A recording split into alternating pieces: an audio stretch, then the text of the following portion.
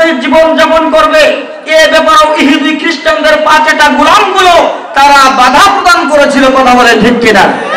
ও মুসলমান, আওয়াজ তুলো, খোদার নামে তাকবীর আওয়াজ তুলতে হবে, নারে তাকবীর আওয়াজ তুলতে হবে। আপনার আমার নবী বলেছেন, যেখানে খোদার নামের আওয়াজ হবে, যেখানে আল্লাহু আকবার ধ্বনির আওয়াজ হবে, সেখান থেকে শয়তান লেজ গুটিয়ে পালিয়ে যাবে। কথা বলে ঠিক কিনা?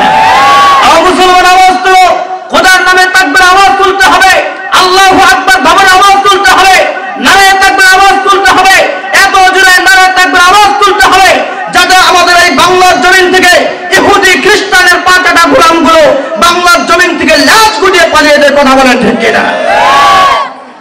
সম্মানিত উপস্থিতি, আমি আমার আলোচনা শুরু করার প্রারম্ভে আপনাদের কাছে একটা অনুরোধ করব, আপনারা রাখবেন তো ইনশাআল্লাহ? আপনারা কারা কারা রাখবেন? দুটি হাত উঁচু করে দেখায় দেন। আল্লাহু আকবার। আল্লাহ পাক সকলকে কবুল করে, সকল বলেন আমিন।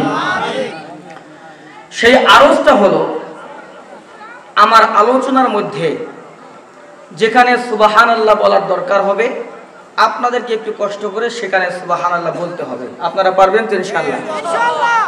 যেখানে আলহামদুলিল্লাহ বলার প্রয়োজন হবে, সেখানে আপনাদেরকে আলহামদুলিল্লাহ বলতে হবে।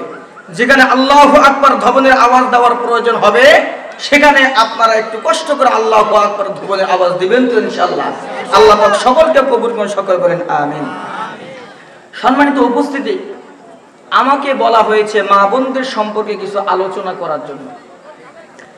মা বোনদের সম্পর্কে কিছু আলোচনা করার জন্য আমাকে বলা হয়েছে। সে সম্পর্কেই ইনশাআল্লাহ কিছু আলোচনা হবে। এর আগে আমরা কিছু লাভ জানব। এই যে আরামের বিছানাকে হারাম করে